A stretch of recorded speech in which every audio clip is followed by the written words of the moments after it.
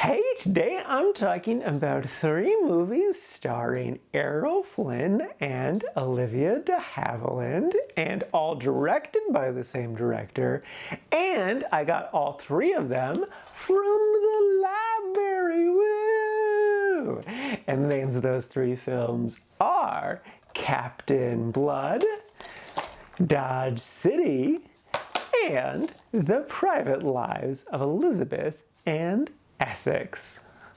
First up is Captain Blood. This is a 1935 pirate movie, and the basic premise is Errol Flynn plays Dr. Blood. He's just kind of a neutral guy. He doesn't really want to get involved in revolutions or anything like that. But he is a doctor, so he does help those who are injured. And so he goes to help an injured rebellion man, and after that, he gets sentenced to be hung to death. But then instead he ends up becoming a slave, and then, technically spoilers, he eventually becomes a pirate. And yeah, it's really, really good. The story's really great. The action's awesome. I loved how they plotted it as well. Just because, like, he doesn't become a pirate until halfway through the movie, which I think worked really, really well because they really built up to that moment. And then we got so much time with him as the pirate doing shenanigans. And I really loved, like, his moral code too, because he's definitely a flawed person, but he's trying to do right by himself. And then he wants to help others, but there's all this injustice that's happening to both him and people around him. And just, yeah, no, it's a really good, really well-made movie. I also really loved how they did, like, the love story aspect to it, just because, like, there is an immediate connection between him and Olivia, but then there's also an immediate animosity too, just because of the circumstances surrounding their meeting. And so there's just a lot of bickering between them in general, so it takes a while for them to get to their kiss. And getting there feels really, really earned, just because they had to go through so much, and they evolved and grew as people in that time. So yeah, this is a really good, really well-made, fun movie with a great, fantastic story, really interesting premise, and just, yeah, it worked. Top to bottom, it was really, really good. So yeah, I thoroughly enjoyed this movie, and without a doubt recommend it. If you want a good, fun, interesting movie, look no further. This is a good, fun, interesting movie.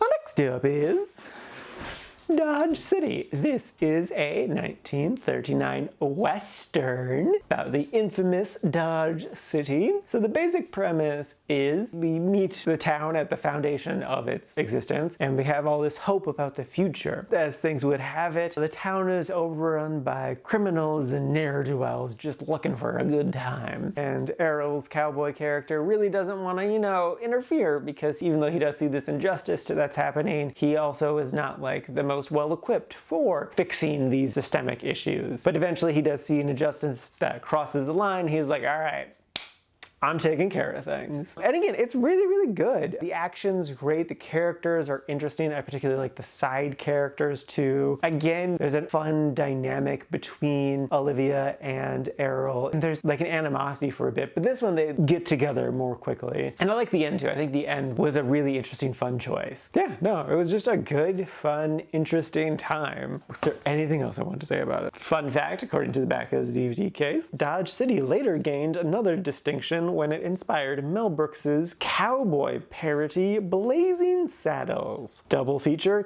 anyone, question mark? This is Errol Flynn's first Western of 8. Also, it's in Technicolor. It's so colorful. It doesn't feel like a 30s movie. It really feels like a 40s movie with, like, how vivid the colors are. So yeah, I thoroughly enjoyed it and would totally recommend it. It's a good, fun, interesting time. And lastly is The Private Lives of Elizabeth and Essex. This one stars Bette Davis in the main role. There is still a bit of a love story-ish between Errol and Olivia, but it's really minor. This is based off of a true story of the Virgin Queen Elizabeth and her sort of love affair with one of the, I'm gonna say knight, but I don't think he's actually a knight. I think he's something else. It's interesting. I think the story itself is really intriguing. Just like this dynamic between these two people who want to be with each other, but they can't for reasons.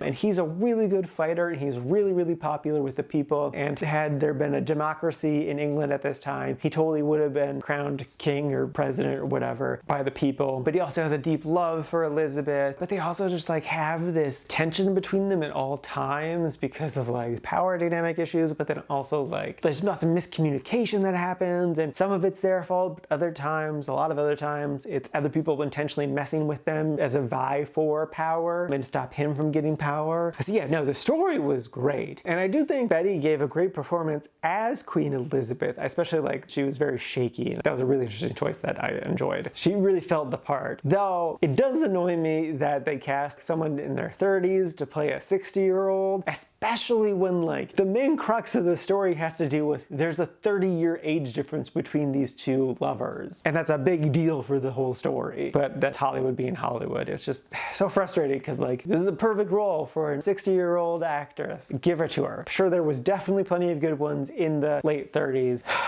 Otherwise though, I just didn't connect to this one as hard. I think I was just a little bored by it at times, is part of it. But regardless though, this is still good and worth a watch, so I would recommend this one. Alrighty, now for today's rankings. First up, we got Captain Blood sitting at number 1 in the really like section. And then after that is Dodge City sitting at number 8.